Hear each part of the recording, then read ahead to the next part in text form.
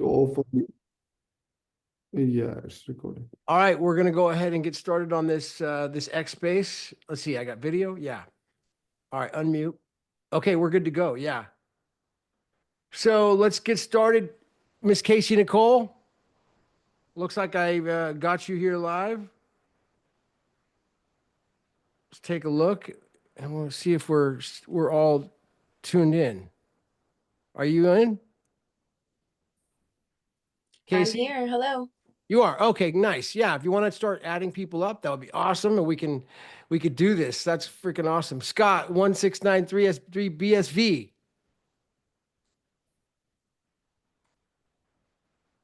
Hello, can you hear me? Yep, I sure can. Excellent. How you doing, Gavin? You good? How are you, Casey? Excellent, buddy. I'm doing Good to good. hear. Good to hear. Yeah, glad to be here today. Thanks for helping to set this up. So, yeah, man, we got a really good, exciting space today. It's going to be, post. What's cool about this thing is that I just heard that Brian had gone. Brian and Greg, and also I'm not sure if Alexander Mann who went, but there's a Virginia blockchain conference there where they're really looking at, making government more efficient. I know we went to a conference there yesterday on that. And then SmartLedger is doing things that really are so cutting edge that we need to really that I'm like excited to learn and understand more about like the value add of SmartLedger. So maybe you could just start out, Scott, and like maybe give a little background as to what you know about it and what got you excited about this.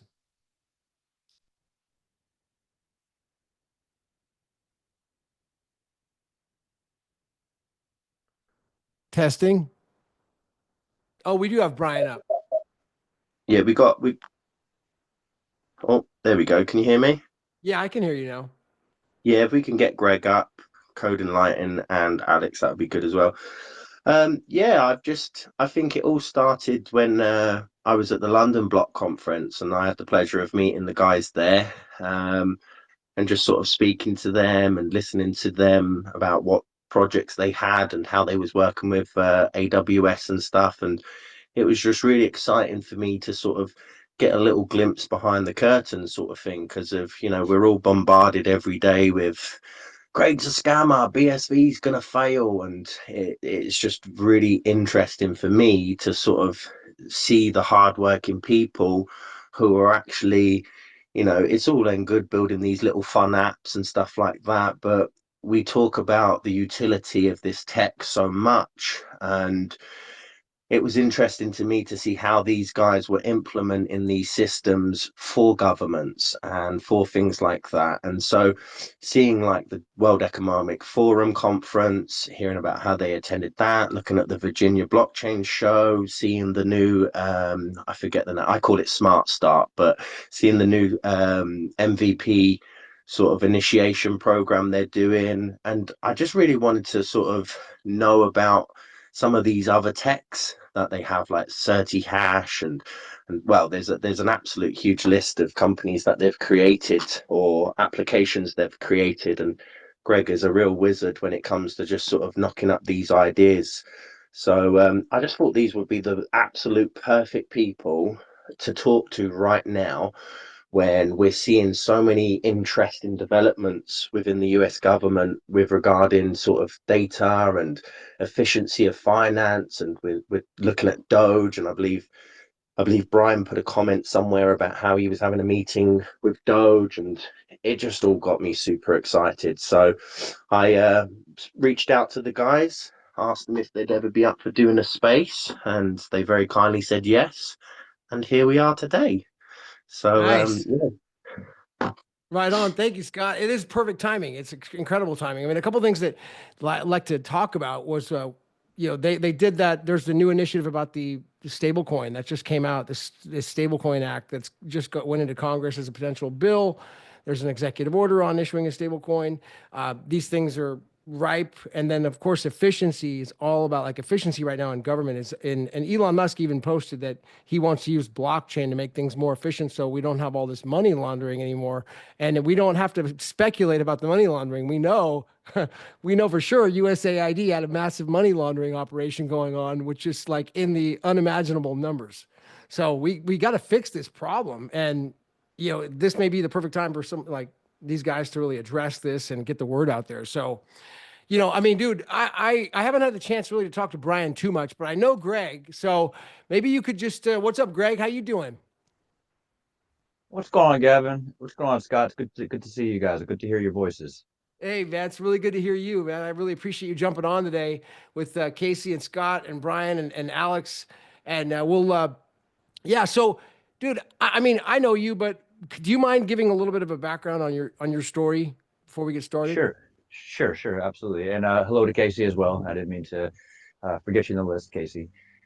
Yeah, so my story, I probably would say that I came late and compared to a lot of people to BSV and even to Bitcoin, really as a technology. It wasn't probably till 2017. It was actually probably right around when BSV was kind of, I mean, going through its emergence, if you, as a the original protocol. Some people would say it's a fork or whatever have you. But when that was going all through, I was actually had been introduced through a friend of mine, just haphazardly. Probably people through some of the same people that we know, Gavin, in the law study world. Somebody had turned me on to a cryptocurrency out of London that they were vying to do very regulatory friendly KYC. Like they were checking off all those boxes, but they were focused on unbanking and financial inclusion of the financial South, if you will, as they called it. And so immediately I got very interested in that. I had already been again into the idea of how can we create local currencies? How can we create stability outside of the current financial system that was even at that time going through crazy amounts of inflationary actions. And so I was looking at, okay, well, what would happen if we had to really stabilize our local economy? So I started looking at trust law and creating local currency and script that were within the trusts themselves and the societies for local organizations and people to sustain themselves better. But so I was already in the vein of looking at how can we do things that would benefit the whole people around us. I already, through reggae music, had a deep passion and love for Africa and for various other countries. And so I immediately started an e-commerce store where I was taking in micropayments and allowing guys to monetize their songs and to essentially publish their songs usually, and accepting payments. It was simply just a payments mechanism. But it was changing people's lives. And so I was seeing guys who were paying off cell phone bills and light bills with just selling a few songs. They would receive 24 cents out of 25 cents. So the micropayment thing, well, as far as fees go, there was hardly any fees. So I saw what was happening when you remove some of these intermediaries of Visa and MasterCard and allowed people to monetize their content and receive a majority of the payment. So that got me introduced to that. I became an influencer. I had a YouTube channel at that time, and a friend of mine introduced me to more of the Bitcoin, Ethereum, and we started just digging into useful ways that we could look at technology at that time. I subsequently, right before COVID, got certified in web and application development and as well as cybersecurity. Immediately started just seeing what can I do to build smart contracts with some of this newfound programming capabilities that I was developing, and immediately found BSV, Bitcoin Computer, Clemens Lay. I was very excited about the fact that the original Bitcoin protocol, when scaled, allowed actually smart contracts and much more depth of transactional capabilities. And so shortly thereafter that, I met Brian. He introduced me to Sean and the rest of the Smart Ledger team that he was assembling. And he let me know that what his interest was. His interest was to bring utility and to bring more integrity and security to data. And so it was something that Brian was already passionate about from day one. Me coming out of cybersecurity, I was very excited at how we could apply this technology. And that's when CertaHash was born. Brian had asked me to join the Smart Ledger team as the chief development officer. And the rest is history. We've just been, spending joyfully, 10, 12 hours of almost all days digging into this stuff and having meetings and just enjoying, really just iterating over how many things that you could do with this global ledger, with this global notebook, with verified participants, maintaining privacy the best we can, and all these, good things. But finding it's just a joy to have these balanced, thoughtful discussions with the guys. And then now you find, 4 or 5 years later, as you pointed out, Scott, we just keep iterating and coming out with new small applications, some bigger applications, and just meeting all sorts of people. Brian's been doing an incredible job leading the global public policy. But yeah, that's my story. That's why how we got here today.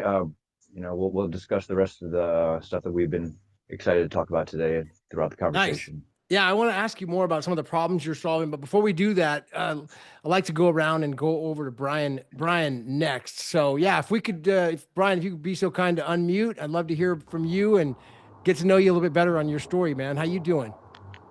I'm doing great. You might have a difficult time hearing me today. We had so many incredible conversations. Actually, I would say it's been like a whirlwind for the last few weeks, but it's really been a whirlwind for the last few years for us, as Greg kind of described. But this last few days, I mean, hats off to Alexander Mann. The blockchain General Assembly demo day. This was our second ever demo.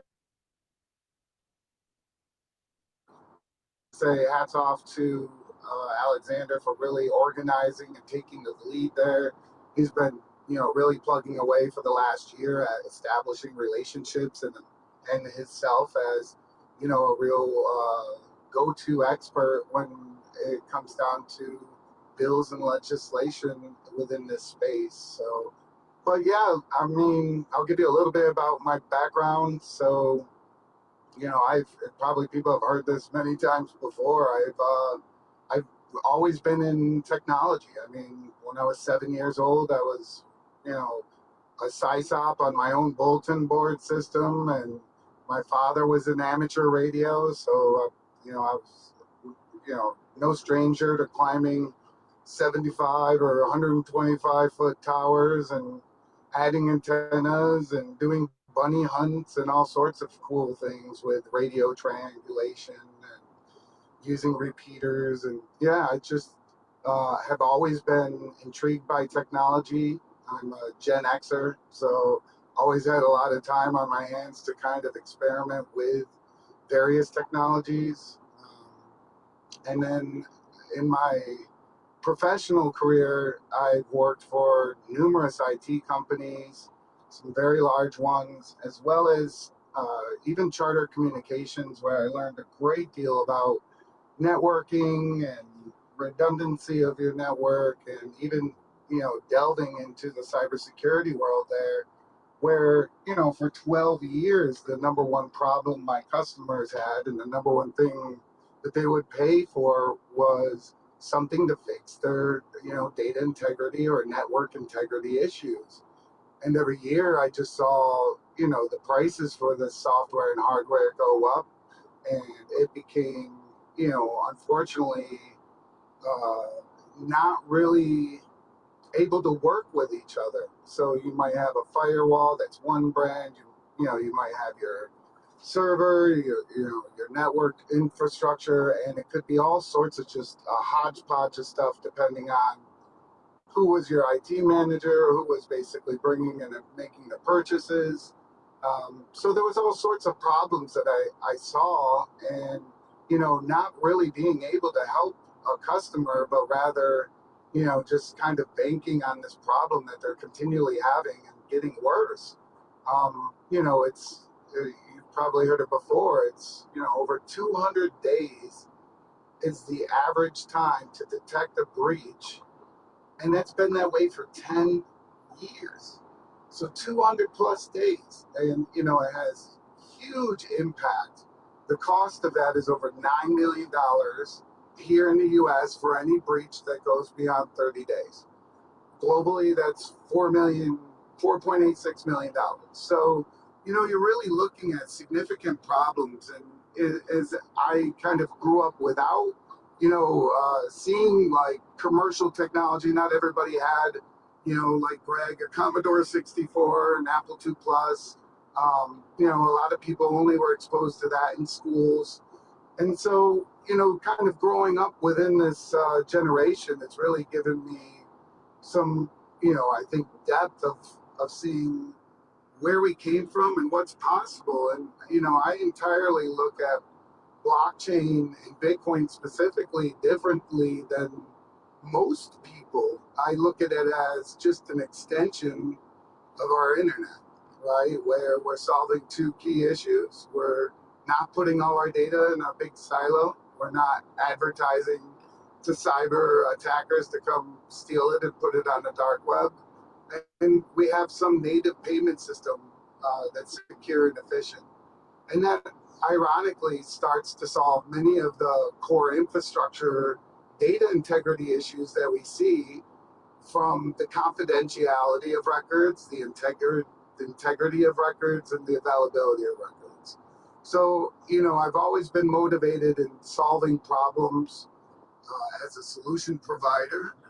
And, I think blockchain, more specifically BSV, because of its ability to scale, because of its micropayment capabilities, and because of the proof of work security that provides, it really gives us an opportunity to do an incredible new digital transformation. And I'll just briefly go back 5 years. When we first started, one of the very first documents that we put together was called Creating the New Efficient Enterprise.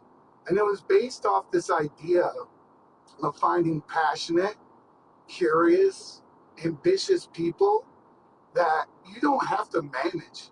You don't have to tell them to continue to learn. You don't have to control them. You just unleash and empower them. And now you don't need levels of management, and you don't need, OKRs, right? Because you actually have people that have skin in the game that really want to build something impactful and make, as Greg, eloquently highlighted, wanted to make a difference in somebody's life, not his own pocket. And so if you look at a lot of the people that we've surrounded ourselves with, just like Alexander Mann, just like J. Alexander Martin, a number of people, they have the same desire of taking technology and using it for the betterment of humankind. So I'll leave it at that. Well said, Brian. Thank you for jumping in. It sounds like you're on the road right now. I'm probably jetting back from that Virginia conference. So that moves us over to Alexander Mann. First time chatting with you, my man. So if we could, nice to meet you. I'm Gavin, and I'd love to hear more about yourself before we go into like the details of I guess sounds like this event that you guys had. So can you unmute Alexander Mann? Yeah, thanks, Gavin. Are you able to hear me okay? Yep, loud and clear. Awesome. Well, I wanted to thank everyone for taking the time to hop on the space today and for the invite and hosting. My name is Alexander Mann, and I have been in the blockchain space for about 3 years now. I actually got introduced to it through the SmartLedger team. It was a meeting that we had on carbon credits. But a little bit about my background. I have an audio engineering degree. Was in the space for a few years, living in Hollywood, California, and then did a couple years up in Santa Cruz, but ended up missing the mountains, and I have a lot of family here in Virginia. I didn't really have any family on the West Coast, so made the decision to come back and worked odd-end jobs from a dishwasher to a grocery store to climbing up the ladder. And I worked at Micron Technology in the semiconductor manufacturing industry for a couple years, and moved on to the tower crane engineering job for Aperio USA, and was running service calls and putting up and taking down those mega tower cranes that build skyscrapers. Definitely a adrenaline rush. But I was doing the tower crane thing during COVID, and working a ton of hours. And while it was good money and I was able to save up a little nest egg, I didn't really have a sense of purpose in my life, and didn't feel like I was building anything or contributing to anything. I'd be up on these giant towers looking over these concrete jungles and just like, man, there's got to be a better way, or like I want to do something to make an impact and feel like I'm contributing, not just working, putting these concrete structures up. And so I got connected with a group of guys down in the Shenandoah Valley in Virginia, where I'm from, called Pure Shenandoah. And they are in the hemp space. And at the time, they were transitioning to growing industrial hemp for fiber and building materials, and that really piqued my interest because I was in the construction industry at the time. And I went down there and met with them, and I had a drone. Always been into like planes and flying and stuff, and so I was like, I would run the drone over the tower crane construction sites to get media and pictures for my company of the cranes going up. But I was like, I bet I could, run these drones over the fields and do like mapping, and so I started teaching myself on how that was possible and providing that service to the Pure Shenandoah guys. And I was down there one summer day, and 8 to 10 foot tall industrial hemp plants waving in the wind, and this beautiful Shenandoah Valley surrounded by mountains and blue clear sky. And I was just like, man, there's I had this gut feeling. I was like, I don't want to drive back to Washington D.C. and I don't want to go to work on Monday. Like, I want to stay down here and do this. And so I like looked over to Jake, and I was like, Jake, if I were to go back and put my 2 weeks notice in, like, would there be a spot down here for me? And he, like, without hesitation, he smiled and turned. He's like, yeah, of course, Alex. And so I went back that evening, typed up my 2 weeks notice, and I was up for a promotion, and I was doing really good, and kind of took my supervisor by surprise. But I had a gut feeling, and I followed it, and that led me to coming up with a methodology for carbon credit verification using drones and IoT sensors and whatnot, and crossing paths with the SmartLedger team, and they've been amazing. They're are a wealth of genius and expertise, and really around that time is when I started to educate. Like, blockchain was the missing piece because I had the AI and I had the IoT, but I was missing a way to validate and secure. And right around that time is when like Veracarbon was getting fleeced or put on blast by the BBC. Who did a undercover audit of their carbon credit program, and it found like 90% of Veracarbon's rainforest credits that they were issuing and selling as tokens were completely not tied to any real tangible forests or trees. And it just frustrated the heck out of me that we're trying to solve these issues, and with these standards and incentives for doing things the right way, but the bad actors still come in and take advantage of it, and the fraudsters, and it's like they're using it to almost virtue signal and greenwash. And so that's when Greg and I have had many conversations about that, and it's definitely something that I still want to tackle. It just turned out that growing industrial hemp in the state of Virginia when there's nowhere to process it is a real hang up in the full process of documenting carbon credits. And Pure Shenandoah has been working on that and carrying that ball forward. But I kind of branched out because I saw an opportunity with the weather station, the IoT side of things. And I was able to, when doing a tasting at one of the local wineries in the Shenandoah Valley, Bricks and Columns, I was just chatting with them, with the person who was doing my tasting, and asking them like, yeah, so how do you guys grow your grapes? What's your style? Like, can you tell me more about your business? And and then I was asking like, do you guys like have any monitors or sensors out in the field? And they're like, no, I don't think we do. And then she's like, oh wait, we have this little sharper image thing. It's like the little liquid crystal display, like super cheap and not connected to the internet. And I was like, oh man, like let me upgrade you.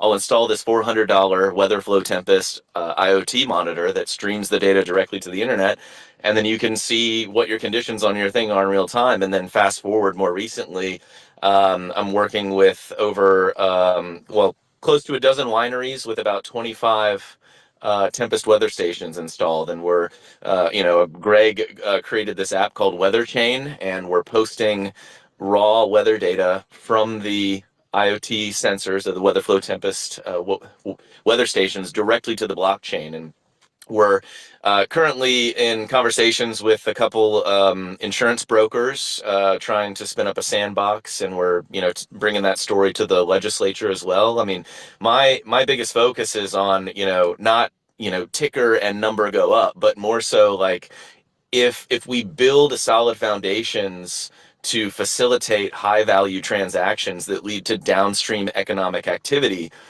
then the ticker will go up because of that. And it's almost like we're putting the cart before the horse, just piling into these digital assets with no real backing or founding or grounding, and expecting the value to just apparate because everyone else believes that it's going to go up. I believe that we should put the cart behind the horse and, build strong enterprise foundations, build strong government use cases for this to be adopted and to have long-term sustainability, and really, explore what the applications of the blockchain technology are and how it can improve quality of life and quality of business. So that's a little bit of a long run on there and a long intro, but again, thank you so much for hosting the space and having us on, and I look forward to contributing to the conversation. Hey, beautifully said. Thank you. All right, we got amazing things to talk about here. That was a great run on 12 clients. It sounds like in the winery business that are putting data on chain about weather information. So, yeah. So why don't we just open up right now, Scott? Did you have anything that you wanted to ask here, Scott, before as we kind of open up on the conversation? And anybody who wants to ask questions or request up on the stage, we'll definitely do that once we kind of go through like an open forum with everybody here. So hold off on any requests or questions until we go through this. So go ahead, Scott. Why don't you start out with anything you'd like to add? Yeah, well, I mean, I suppose because it's fresh in the mind. What exactly was it that you was doing yesterday? You said there was a Virginia block conference. I know you guys have been networking a lot with sort of some of the powerful players who are making decisions in America, and I was just sort of wondering, as much as you can tell us, obviously, what was happening yesterday.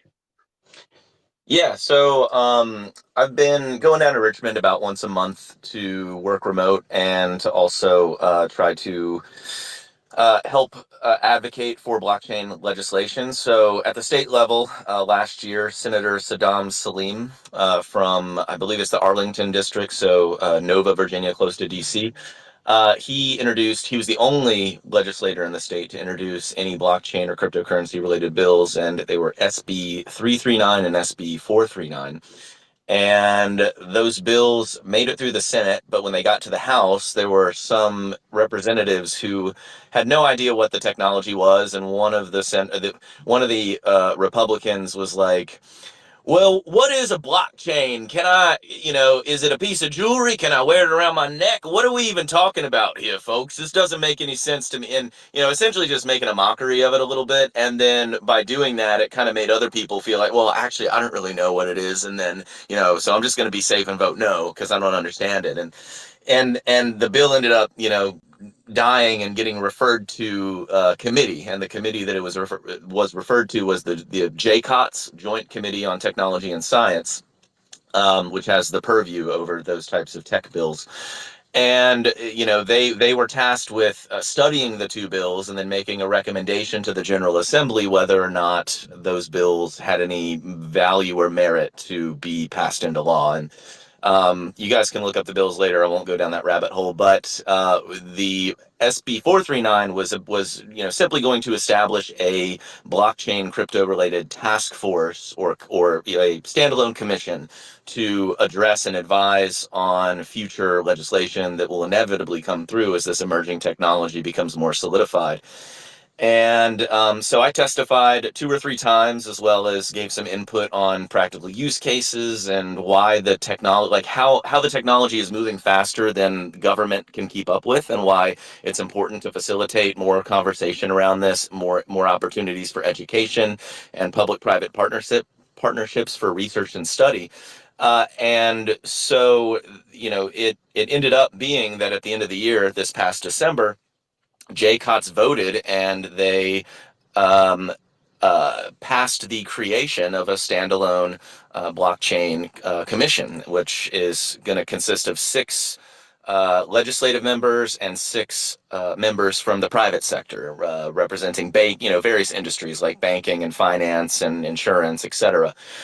And so I think that's great. Like, it's what we need. It's what more states need. We need more demo days. We need more debates and topics. Even what we're doing right now, right, is like spreading education and awareness, brainstorming amongst ourselves as a community about how the technology can be wielded and leveraged for positive outcomes and and improvements of quality of life. And so getting to your question, I'd been putting around the idea of doing a state demo day because I saw how successful the federal demo day was that Brian put together, and Brian put so much work, and it was an amazing demo day. We had a lot of great conversations and a lot of great takeaways. And in conversing with some of the legislators and representatives at the state level that I was able to come across, I kind of floated the idea and used the federal demo day as precedence, and they were really open to it. So we've been kind of planning this loosely for about 6 months now, but the past month and a half, it really went into overdrive, and really just wanted to kind of bring the technology to the source and just literally do hands-on. And so the vision for it was to kind of create like a Air and Space Museum, or like a museum style showcase, where each vendor or each booth had a practical, real world, tangible thing that could ground the technical conversations in practicality and make it easier for the legislators who knew nothing about, DeFi or distributed ledger technology or blockchain or BSV, to give them a kind of a inroads or a bridge for understanding, because seeing is believing, and I'm a very visual person myself, and I have an appreciation for going to museums and having both being able to read about it but also see these demonstrations or these exhibits. And so we had a little over 3 hours. We probably had about 40 or so legislative members or staffers come through, and we had 6 vendors from different sectors of technology, and it was super positive, and was very grateful to have the opportunity to have to collaborate with the SmartLedger team on the implementation, and they facilitated some amazing conversations. We also had Connor Murray come up, and the Virginia Blockchain Council represented, as well as the JMU Blockchain Club, which is a local university in my town of Harrisonburg. So we had really good representation, and I feel like we're kind of building momentum here, right? Like, we had the federal demo day last year. We're seeing and exploring more practical use cases in the ecosystem, more applications. And really, at the end of the day, it's about how do we get more value-driven transactions on chain, whether they're weather station data, whether it's cybersecurity hashes that are going on to secure networks, whether that's healthcare information or data, whether that's, tracking finance in our government to make it more efficient, which is something that Elon Musk has talked about recently. So, yeah, I think that we have some good momentum. It's like a train, right? Like, it takes a lot of energy and force and power to get a very long, big train up to speed. But as we start to increase the speed of the train, it takes less energy to keep it going or to make it go faster. And so I'm excited at the accomplishments and the wins that we've gotten so far, and excited to work with the community to come up with creative ways to keep pushing things forward. Thank you, Alexander. That's nice. That was a freaking great summary. So it sounds like Greg was there. Or Scott, go ahead. Did you want to say a comment? No, just to sum it up. So these legislators, these are obviously the people. Just for anyone who doesn't know US politics, these are the people who come up with the bills for Congress and say, we think this is better for the state. And also, you mentioned a couple of those things. I'm just wondering what type of practical applications did you actually show these guys? I know you was talking about wineries and things like that. So, was there some wine there for the guys to try out? And you can say, hey, scan this with your phone. This is actually from San Fernando Valley, or this is from here, and it was made like that. How did you sort of present the basics rather than the real in-depth technical to these guys? And who are these guys? Yeah. So I'll just run through the vendors pretty quick, and I definitely want to give others an opportunity to speak. But it was myself representing the BSV Blockchain Association, as well as my own company, Smart Grow Agritech. And so, yeah, I had a technical demo where I had a couple of weather stations on the table, as well as a couple TV displays or monitors showing the like raw data coming in from the weather station API, as well as the transactions being posted to the BSV blockchain every 5 minutes, and the hash that was recorded, as well as the successful transaction IDs that were being posted to kind of like facilitate the from the field to the blockchain data flow. And then on top of that, I did have a couple bottles of wine, but because it's the General Assembly Congress building, like we couldn't have open containers in there, so it was sealed. But I did have a QR code on the back and a NFC smart tag on the front. And what that did was you would scan the QR code or tap your phone to the smart tag, and it would automatically pull up a PDF showing that we're able to not only record hashes on the chain, but also media-rich documents. And it kind of helped to connect a dot of like, wow, okay, so you're pulling this document from a read-only, immutable, decentralized ledger. That makes sense because there's a lot of fraud in the wine market in my state of Virginia. The grapes here are very valuable and they sell for a premium because our state is becoming more well known for quality wine, and you have bad actors that will purchase lower quality out of state fruit and then misrepresent that as quality, craft Virginia wine and sell it for a premium, thereby ripping off the customer and messing up the stabilization of the price of the fruit on the market. And there's, really, I wanted to tackle a difficult industry like wine and grapes, but the blueprint for this application can be applied to any outdoor agriculture.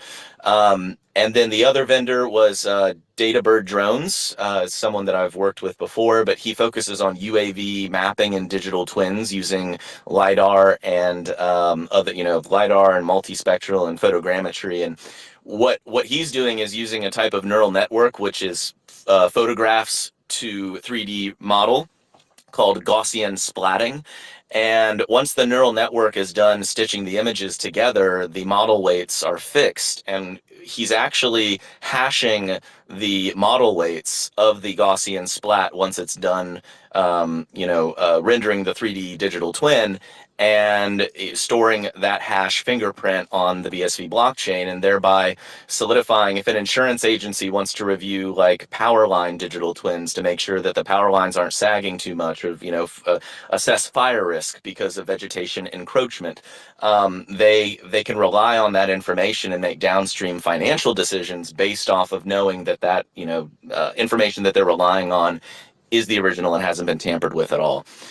We also had SmartLedger, and I'll let Greg talk about his booth there. We had the JMU Blockchain Club, and they're from Harrisonburg. They had 30 members 2 years ago, jumped to 60 members last year, and they're looking like they're going to be getting close to 200 signups. And it's not just tech background people. There's finance majors, there's environmental science majors, and other different majors that are interested in this technology. And I think that's really great and something that we should look at encouraging and facilitating across other universities as well, because the kids get excited about it, and that's also giving them exposure to an emerging technology that they'll be able to potentially get involved in for their career, or if they want to start a business, adopt blockchain technology. And then lastly, we had two trade associations represented there. We had the Virginia Blockchain Council, which is a nonprofit member organization in the state of Virginia that advocates for blockchain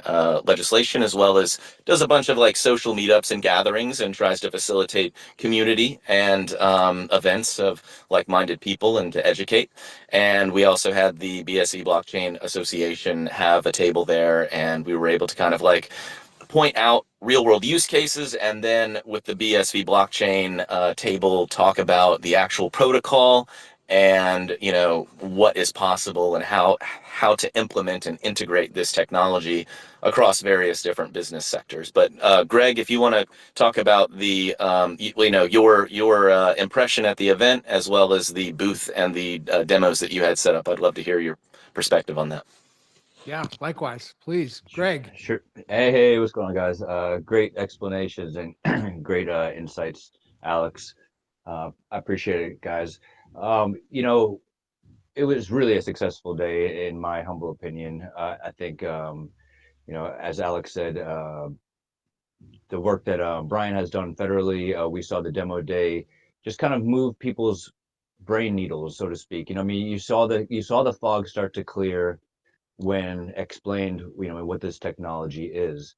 And Scott pointed out earlier, I mean, how were we able to translate the complex into the simple? And I think, certainly having Alex there with his easy to understand demonstration of integrity of data that's, regarding a product, wine, and certainly seeing the abilities to now take drone images and be able to take and put on chain time-stamped data points that show the integrity of the final product again. And so for myself, when the people came over and there were both assistants and aides of the delegates, as well as some of the delegates themselves were walking through. And it was a big part of, for myself, is I really love to speak about it from a perspective, first of all, like people out there are talking about blockchain in all sorts of silly and weird and interesting and funny ways, but like so a lot of people just don't even know what the simple basic even this idea of a chain of blocks. What is this blockchain that we're all talking about here? Like this, almost like the same thing when we speak about the cloud. Of course, it's not a cloud in the sky, but when you start using phrases that people are unfamiliar with, and then all of a sudden the momentum gets going, and you got BlackRock talking about Bitcoin's the new commodity, and you got different people talking about commodities and how we need to get this new asset class, and you hear a little speaking once in a while about people talking about digital or tokenization of real world assets, but a lot of these folks are just confused at some of the simple things of what we're talking about. Besides the fact that every 10 minutes we have a block that's added to this chain of blocks, and it contains all the transactions globally that have been submitted and validated and therefore added to this chain of blocks that are right. We know that if these miners or these different folks who are representing the entire history of the blockchain, if these hash headers don't match up, you can count it as not being necessarily an accurate record. But we have this wonderful thing that I like to tell the people is a global notebook that we could write to from verified participants, and we could do things such as simply as attesting to a fact, right? We have attestation happening all over the place. And we have this ability to have assigned key pairs, and we can keep privacy intact. We could deal with all the wonderful things that want to keep humanity in their rightful place of being the creators of government and the creators of systems. And so we want to be able to both showcase what blockchain does for identity, right? You could assign these key pairs in a registered and verifiable way that we could do two-factor authentications, and then say, hey, this is your keys. Well, what can I do with these keys? Well, do you want to, let's say you want to just simply sign an email or sign a note, and then you could submit that to the blockchain and timestamp that this occurred in this day and I did this thing. Or you could draw up a contract and you could have two people involved with it and they both sign something, and then you submit a version of that, encrypted, private, in whatever various ways, on this global notebook that cannot be erased. And so we started just discussing some of these basic things like identity, the abilities to interact with others, property rights, the abilities to have a deed of land being able to be put onto the blockchain. And we discussed the fact that everybody's chasing the commodity of this Bitcoin, but the wonderful thing is being able to use this in the most efficient way possible.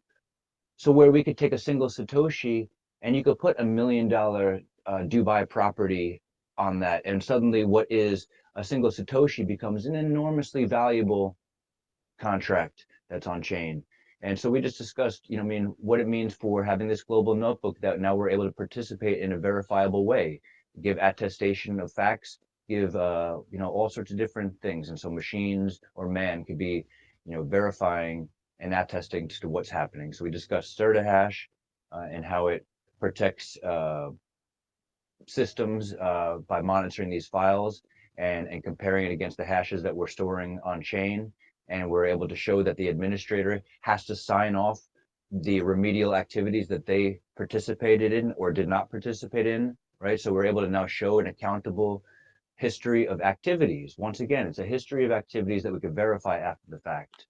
And so all of a sudden these people started, wonderful people, by the way, they started, again, the cloud started clearing. They said, oh, finally we're able to understand what this is.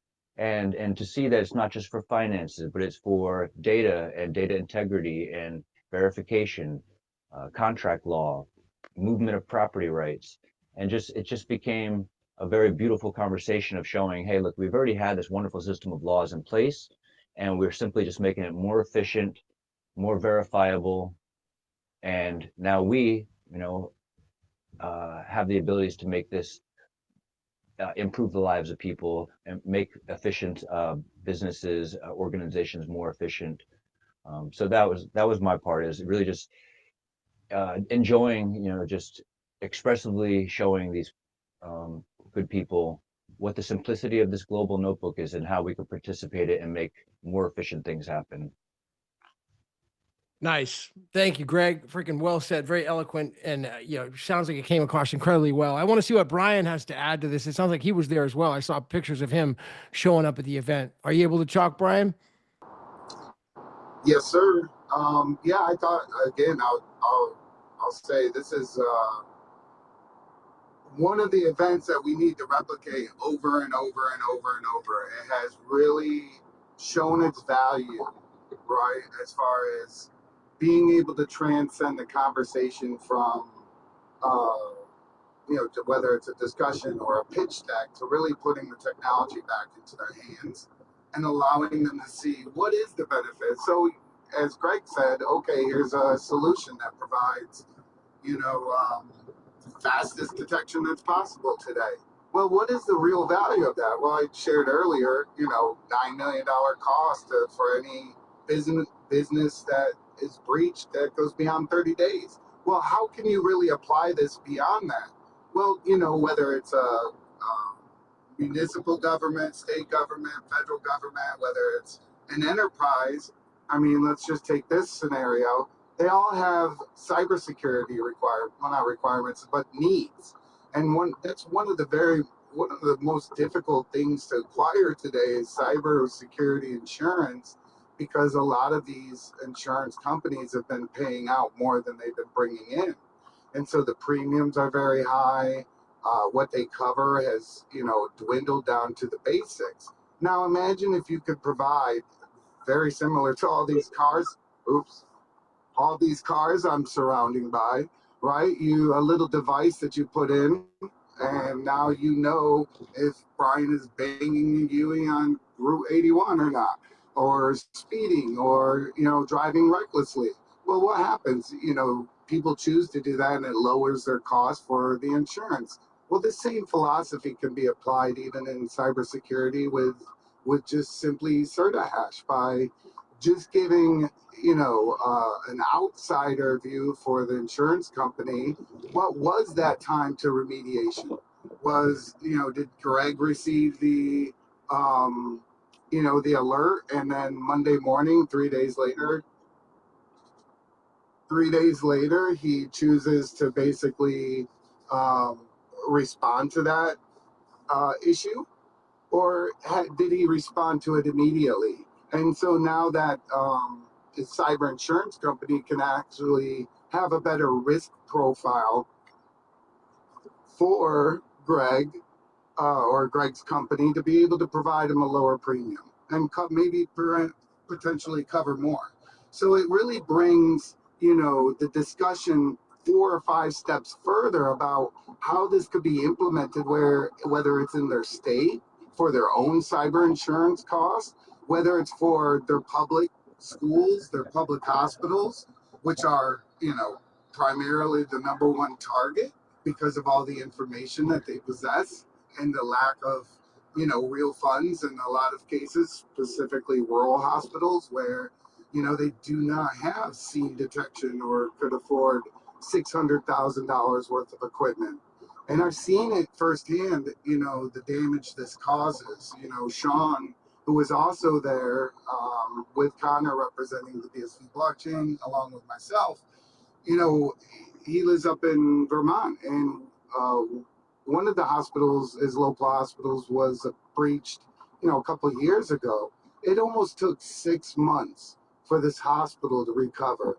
They were using paper and pencil for 6 months. And now you think about the quality of care, you think about what real cause or what real problems and potentially even deaths that led to, just because their network was not secure and because they, had to pay ransom, had to pay a huge fine, and now they're in worse condition than they were before, right? So these things have detrimental effects. And one of the things that I love about this technology the most is that it really improves our infrastructure, right? I mean, as far as the detection of fraud, you couldn't find a better technology.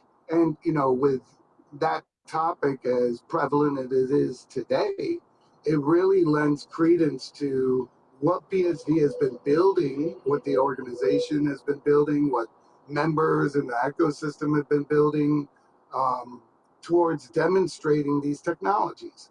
And, the federal demo day, I think set a precedent specifically for BSV in the sense that there's not too many other blockchains or, distributed ledger technologies that can bring this type of ideas to the table with utilizing an immutable ledger, right? As well as, scaling these ideas to where they can have a valid real world impact and not just be a novel, technology application. So what happened with the federal demo day, Brian? What was the story with that? Oh, I'm sorry. Could you repeat that? Oh, yeah. What was the story on the federal demo day? What was the background on that? What did you present? Yeah, and also So, haven't you done this twice as well, Brian? I'm sure you've done 2 meetings with them, right? so with the federal demo day, yeah, let me go back to that one. That was last fall, and that was actually, the fruit of probably 2.5, 3 years of me, going down to Capitol Hill, spending time helping them understand, the underlying technology in general, right? So my background, I've, helped governments for the majority of my career, entertain new technologies and try to adopt them and integrate them into their systems. So I've been familiar on that side of the token, no pun intended, and on the other side of the token, I've worked in the political realm since 2008 and onwards. So just based on those experiences, based on my successes in the past with governments of getting them to, whether it's a cause or a technology, getting them to actually utilize it, it really just made sense at this point, about a year ago, to start advocating on having them really see what the technology could do. And as I brought this up in the meetings, they were, as Alex said, with the Virginia delegation, they're extremely open. They want to understand these issues. And we're 2 years beyond some of the original committee hearings where, a lot of these committee members knew nothing about blockchain or cryptocurrency. And I actually had to, receive talking points just to be able to have a public hearing on it to feel like they're competently covering these subjects. And I've seen over these 2 years where policymakers and the various agencies, they're just looking and thirsty for the information. So the federal demo day was bringing in, 4, 5, 6 different applications, allowing, I think we had 80 signups, but well over 140 attend, or I don't know. It was extremely successful. A lot of legislators and their staff spent, the better of 30, 40 minutes at each table. We really focused on everything from having Tokenivate there, the end-chain identity solution that they were working on at the time. SmartLedger presented CertaHash. SmartGrow Agritech was there. BSV blockchain had a table. And it was, we were invited by the speaker, Mike Johnson. He rolled out the red carpet for us, gave us, a tour of the Capitol building, and was just extremely receptive. And so based off those successes on the federal level, we're going to be doing another one here this year. But we're also trying to expand that to not just the federal level, because, that's just one level of government. There are also the state and municipalities. And, my work is, brought me down to New York City, where, we've talked about applications for fraudulent free handicap passes to, integrating these type of solutions right into their systems. So it really makes a big difference if somebody can touch, taste, and feel the technology. And, I think what you'll see is a lot more of these. I know we've got at least 2 more planned for this year. But I would like to exponentially, build on that. And honestly, this is something that the community can also help with, especially if you're based here in the U.S.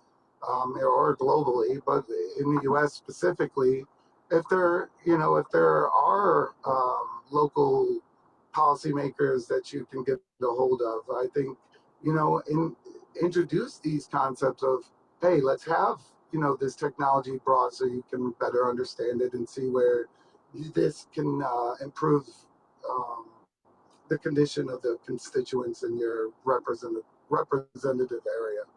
So Yeah, and Brian, Brian, there's some of this is kind of coming full head right now. We've got this new bill, the Stablecoin Act of 2025, that just got introduced by Representative Brian Steele and Representative French Hill, and so these people are very clearly very knowledgeable about it, or have been working on this for a while, because these bills don't just happen overnight, and now they just dropped it. So any comments or thoughts on how that could fit in with what you're talking about?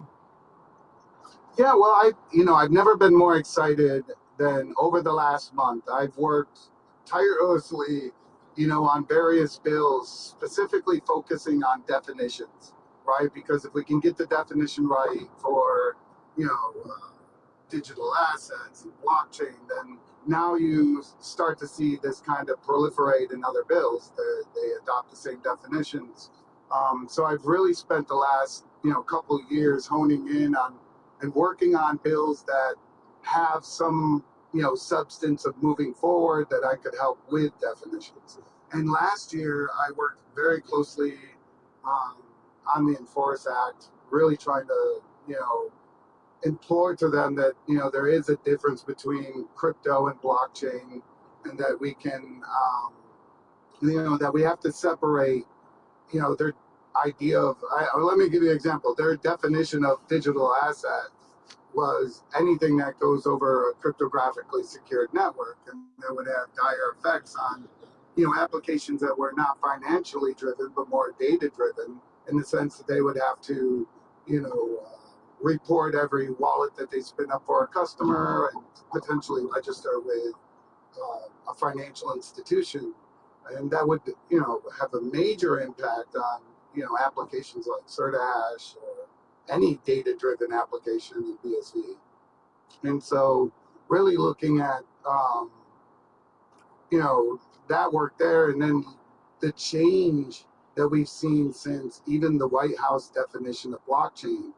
I mean, first of all, it's typically used, digital asset is typically the term that they use, or cryptocurrency.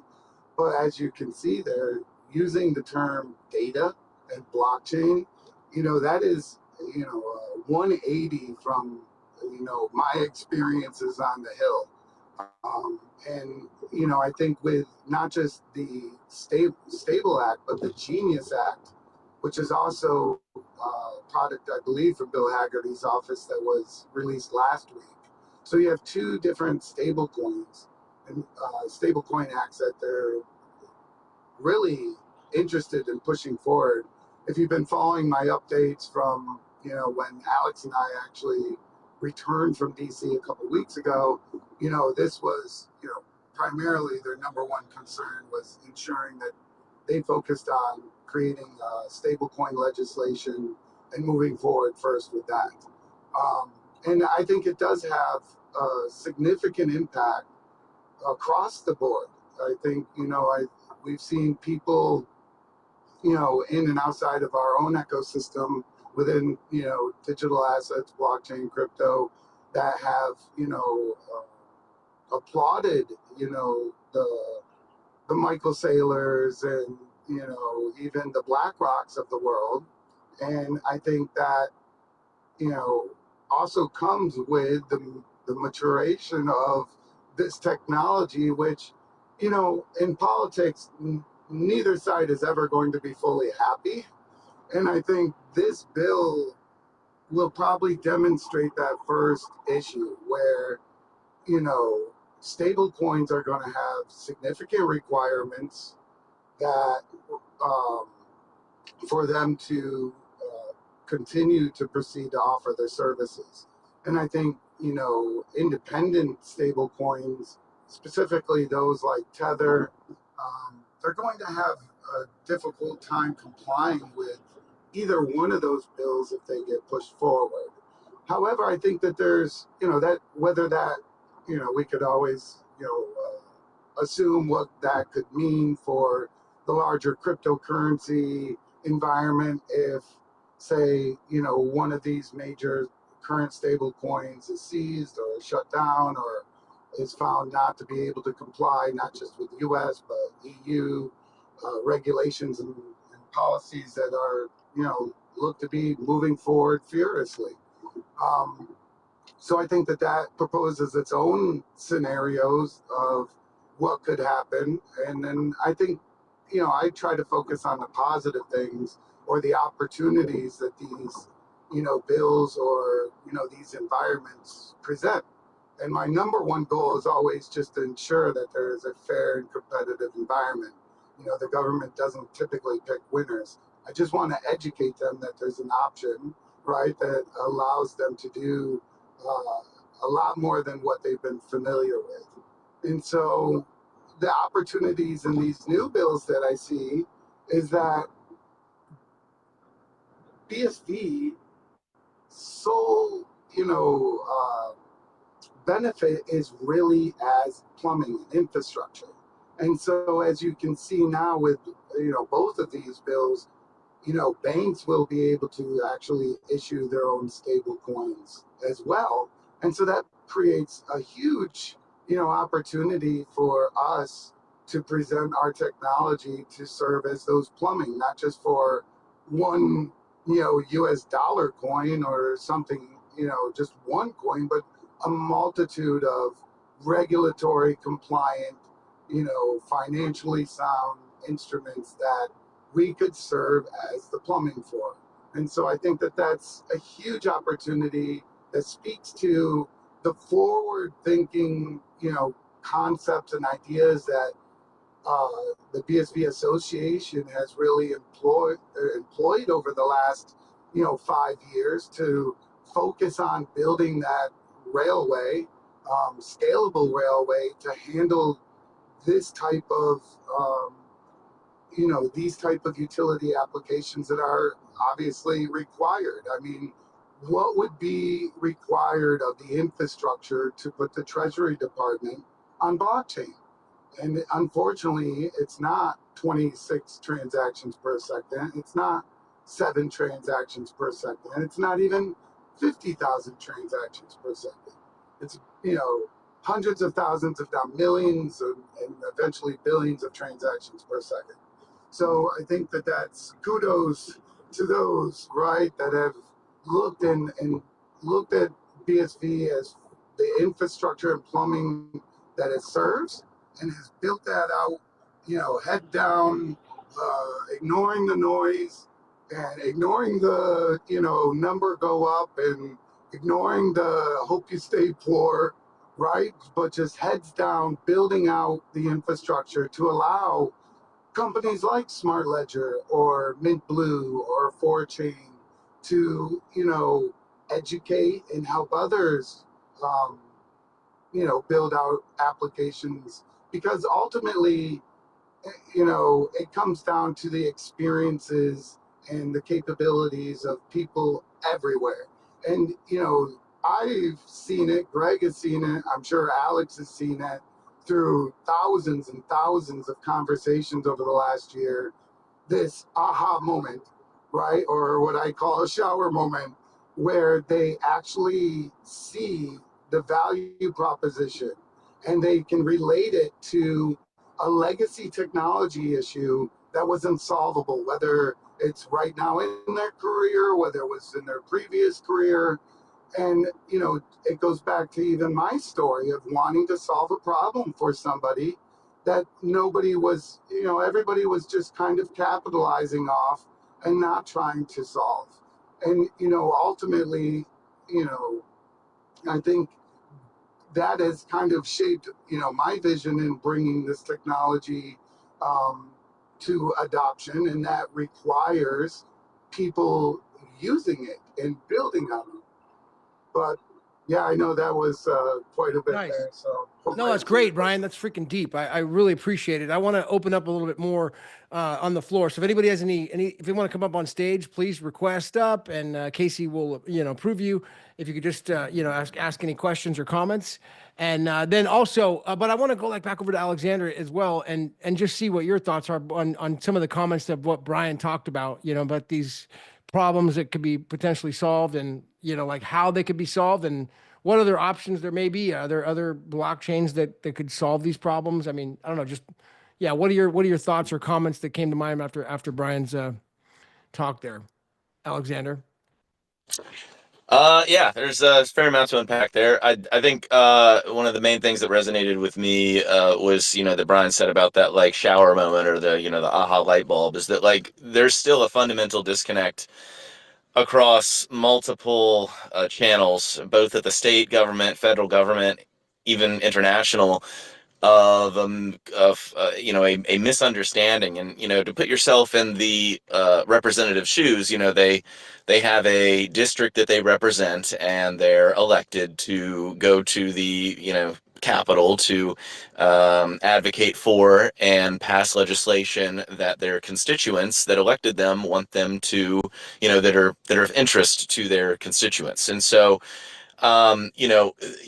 you can imagine over the last few years with, so many, the meme coin era and the NFT era and the pump and dumps, if you're putting yourself in the shoes of a representative and you're representing your constituents, the citizens that live in your district, and, you get calls or hear, third party from, people in your district or your network of how they, YOLO'd their bag on a meme coin, and there was a rug pull or a pump and dump. And, the perspective that you're going to have as the legislator is, you're going to have a negative sentiment towards the technology in fairly broad strokes, especially if you're not a technological person with a technological background, and you're just going to, be against or opposed to blockchain in general, and see it as a crypto casino, or see it as a predatory method for wealth extraction, or whatever it may be, just this negative sentiment. And so, that's one thing that I, that lets me know that we are making grounds or making inroads is that when we're telling these stories and kind of breaking the narrative that they may have in their mind and helping them see the light or be able to connect the dots and be like, oh wait, that actually does make sense. Like, okay, I'm on board. And that's partially what led to the Joint Committee on Technology and Science voting to pass the standalone state level blockchain commission.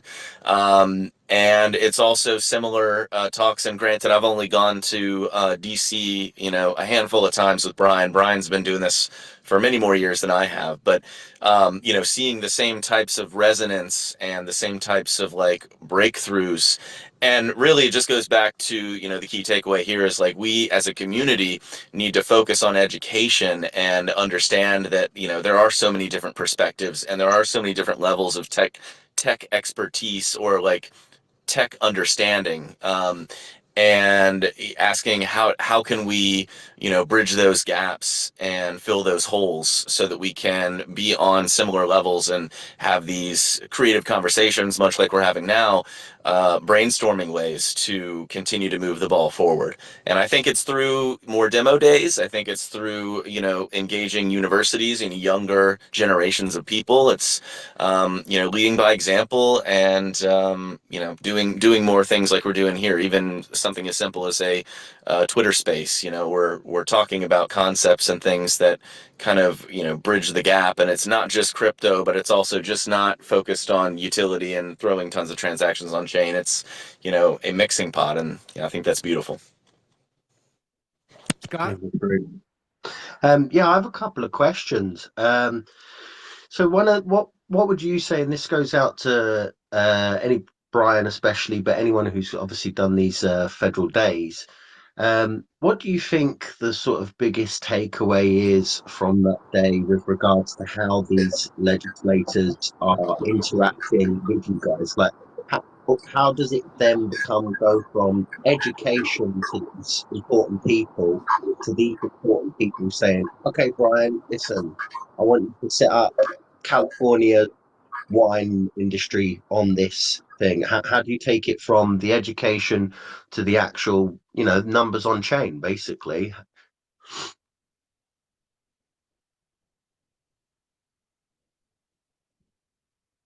Yeah. Brian, do you want that one or do you want me to take it? Yeah, no, I'll grab it. So, yeah, I think I spent great question. I think that's the number one question of what is the results of this work, right? And, it took me almost a year of really first kind of orientating where they are and their understanding. And then Alex mentioned, the media has really kind of directed their attention, right? And unfortunately, the media is unable to ask certain questions if they don't know what questions to ask. So I really spent a great deal of time kind of soaking in that first year of what is it that I can ask beyond just ensuring that there is a fair and competitive market for BSV adoption, right? That we're not throwing the baby out with the bathwater by legislating on cryptocurrency and not understanding, this larger perception that this underlying technology has far broader implications. And so the asks that I've really worked on are really saying, let's take it back to, your constituents or, this specific committee. So agriculture, I've worked with the agriculture committees, both Republican and Democrat, both House and Senate, to really educate them on how blockchain can make an impact on precision agriculture. And, a lot of the committee members are representatives of these type of agriculture states. So they have a direct, interest in this. They have a funding mechanism through the U.S. Farm Bill. And so by having them say, let's, whether it's a study within the Farm Bill for precision agriculture of looking at how blockchain can improve, whether it's crop insurance or whether it's security of these devices, or any other broader term of how you can capitalize for the constituents what this technology has to offer. And so a lot of my asks have been around, hey, let's, get a letter. Let's get a study going. Let's look at the National Defense Authorization Act and let's see or talk to the DoD and Homeland Security to say, are you looking at these technologies for this distinct purpose? And as Alex said, and I'll, reiterate, we are still at an education level to where we have to break this conflation of blockchain and cryptocurrency. We have to break this focus of just, finance, because we risk, really stifling the innovation, which gives us, any country a national information security advantage, a national economic advantage, and a national energy security advantage. So, it's really important that, we spend the time to demonstrate, again, what this technology can do and how it applies to their specific focus. And I think that's what we've been able to really break through and demonstrate to these policymakers is that there is much more than just, the FTXs and the Lunas or even the Coinbases of the world or the finance transaction piece. Don't forget Tether. Yeah, and Tether, right? and I honestly, just speaking onto that piece, I think, from my 4 years of going up to Capitol Hill, I've never heard more insightful, more crypto Twitter talk than I have in the last year. And if you think that they're not aware of, whether rumors, innuendos, or whatever, they are, right? I get questioned quite often on various aspects of, what's happening in the space or what is your perspective. And I'm not the only one. When Coinbase goes, they've got, probably 8, or 9 of me, right? I'm lucky enough just recently to bring Alex with me. So, I think it's important that we do, duplicate these efforts, and it doesn't take myself or Alex or Greg or Sean or Connor or somebody from the BSV Blockchain Association. Look, you have responsibility, really, in the sense that politics has the most impact closest to home. So, while I spend time at Capitol Hill, I also spend time at the state level and the municipal level and even at the town level. And, there's no reason that you can't do the same, right? And that's where I think, this is a technology that goes and creates efficiencies, reduces fraud, and lowers the costs and improves the security. So ultimately, they save more money by utilizing this technology in almost any shape or form for enterprise utility applications. So there's no shortage of utility that you can bring and demonstrate to any of these officials. Yeah. Amazing. I think that's really interesting because obviously you're going there presenting wine and weather and certain hash and things like that. But some of these people you may be talking to can be sort of stressing about egg shortages or, avian flu if a bird has been tracked through these types of technology, and they can just sort of solve these disasters that are facing. So I love that. You also said about how it efficientizes things and it sort of creates cost effectiveness on it. And I did have a little nose at one of your comments saying about how you was potentially having a meeting with Doge. Obviously, I know there may be certain amounts you can't speak upon, but are you meeting with big balls? Is Well, big let me balls in comment the like air in a right meeting? now on the problem they're having right now, just as what I've read. That is the absolute. So they've been doing an audit of USAID, which is now the court just asked them to stop. They just paused them right now. So they're supposed to pause their audit through the Treasury as of that for temporarily. But what they've already found, looking at is a money laundering operation that goes back. I think they're looking at like the last 10 years of money that is basically wasteful spending for a lot of things that are not related at all to what the people want or have anything to do with. These are safe sex for terrorists in foreign countries type of things. I mean, absolutely ridiculous things. They're finding money. Episode of Sesame Street for 20 million. Yeah, exactly. Sesame Street for 20 million for LGBTQ. So, I mean, there's some things that need to be like, these are the problems. They're absolutely critical. This is like life support right now. Death. These are serious problems. So, yeah, I guess that's where, how does this come in and solve it? And I mean, maybe we could, before you answer that, Brian, I'd like to just say welcome up to the stage as well to Satoshi. Looks like you're up here, and looks like we got Pete on stage as well. So feel free to unmute if you guys want to add comments or questions. Maybe Satoshi, do you want to jump in, or you want to, yeah. How you doing, buddy? Looks like we don't have your audio right now, but when you're ready to chime in, feel free to chime in. We'd love to hear from you. So, all right, yeah. So just if anybody has any thoughts or comments or questions on that subject, like Doge, there's some serious, this is in the mainstream right now. Right, Scott? I mean, Yeah. I mean, I just saw a comment that you posted, Brian, and I was just wondering if you could talk upon that, or is it the same talking points you're doing with like the Virginia conference and the federal conferences, or is there sort of like, people have reached out and said, hey, we've seen your tech, it looks good. Is there any more information you could provide us? No, we've definitely reached out to the Doge office, multiple times. I think it's interesting, specifically with the way that Elon has kind of firewalled Doge to kind of protect not just, I think it's 6 Spartans he calls them, or maybe there's 5 now. But these conversations have, about utilizing blockchain for government efficiency.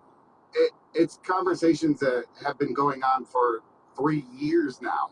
So, it's not just Doge, right? I think Doge is one venue that we focus on now, right? Because it's timely and it's entertaining, and, they're doing some great work in my personal opinion, right? I think this is the exact technology to help them facilitate, the reduction of fraud, corruption, and waste. And so I think, you have to also remember that this administration is still within their first, 20, 30 days. A lot of the committee members are just being confirmed. And I think what we see is, once that happens, they start to begin to formulate, they already have their missions, I'm sure, but they'll start to formulate their action plan and start being more receptive. We've never had a problem getting into any single office in the 4 years that I've been doing it. We have a specific strategy that we've employed. It's been extremely successful, and it's not, barking down, the door of any particular person, because we feel like it's not just Elon that's going to benefit from the education that we provide, but it's going to be, just as I said before, it's beneficial to the DoD, it's beneficial to Homeland Security, it's beneficial to, the Office of the Comptroller. So I think, we, as much as the oxygen has been kind of sucked out to focus on Doge, we also have to continue to educate all of these agencies, all of these policymakers, because honestly, Elon, and I think this is, probably telling now, he does need the support of these elected officials, right? He does need the ability to, provide, the ability to continue removing these type of wasteful things.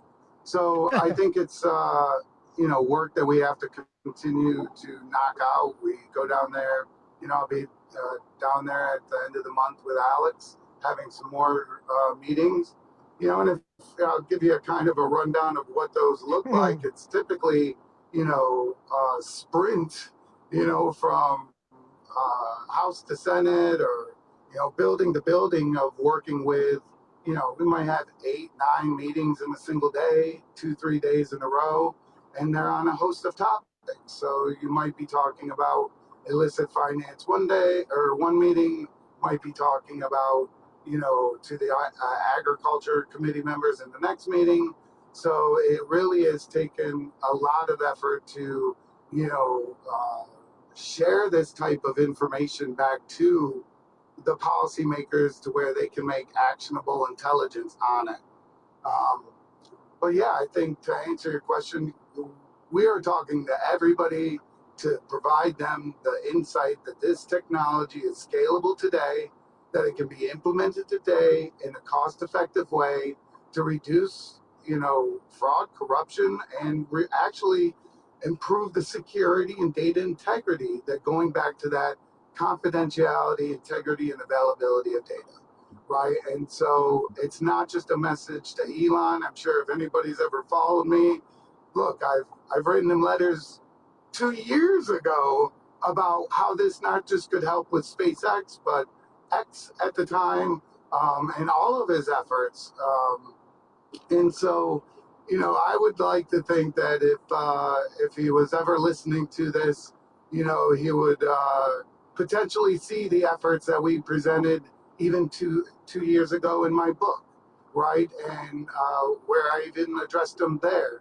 And, see that we're not opportunists to knock on the door today because it's a timely subject, but that we've been putting the hard work in every day for, at least 4 years that I've been going up to Capitol Hill, going to, the 3 states that I've really focused in on, which are New York, Virginia, and Wyoming, and then bringing, expanding, my ability to do this by bringing on passionate people like Alex that can eloquently express, these same important issues and relate this information in a way that is actionable by the policymakers themselves. And I think, our kudos to, the BSV Association for really empowering me to do what I've been able to do here. And now, even empowering me further with people like Alex, right? And, it's really taken the right way to bring technology to the forefront by focusing straight from the beginning of a regulatory friendly, scalable enterprise, public permissionless proof of work ledger, right? That is able to capture granular details and provide significant transformation capabilities. Yeah. And this is breaking news here, Brian, everybody else. It looks like President Trump has ordered Elon Musk to audit the Pentagon now. That just broke here like just a couple hours ago. And if you guys remember, the Pentagon lost $2 trillion one day, and in one single day, and that was, I think, 2001 on September 10th. They came up and $2 trillion was missing. And that's happened multiple times where they lose trillions of dollars. They don't know where it went for bad accounting practices, apparently. So that's happening. They're auditing and seeing what the heck is going on. And this could be audited in real time. They did it on blockchain. Greg. Yeah, but I just wanted to chime in and say that we're talking about the people's public money. We're talking about public servants who are there elected to serve for the benefit of the people themselves, to protect the sovereignty of whatever country that you're speaking of, which requires fiduciary responsibility over the people's money and the land and the property and the wealth. And so when you start doing anything such as making campaign promises, well, then why not put that onto the blockchain and have something we could look back on and say, hey, you sold the people on this bill of goods. Did you come through on your promises? We have a pot of money. Some things are going to be, of course, we know that national security requires not everything be available to the public as clear text on the blockchain, but at the same time, we have the abilities to similarly at least keep track of what's happening in various particular use cases, a majority of which should be publicly available and should be traceable, and not just traceable and publicly available, but really front and center. We need to be able to hold public officials accountable for their actions, and that's something that hopefully the So people always could get behind. Yeah. yeah, Greg, so like, can you talk more about Smart Ledger? Like how, or does Smart Ledger do that? What exactly does Smart Ledger Well, do? Yeah. yeah, great question. Well, first of all, we are a blockchain software distribution company, right? And so we distribute mainly products that we've developed over the last number of years. But we really, came into the space to bring enterprise and government organizations and just the people in general quality enterprise scalable applications. And so when we set out, we were looking around and seeing what we could, who we could partner with in the space. We developed a lot of great relationships over the years, but we found that there was a lot of use cases that were simply just not being necessarily addressed. But what Smart Ledger really does best is microservices and customization and capabilities to be able to provide access to the blockchain for organizations. So that way you could assign stakeholders in relationships in organizations key pairs in secure ways.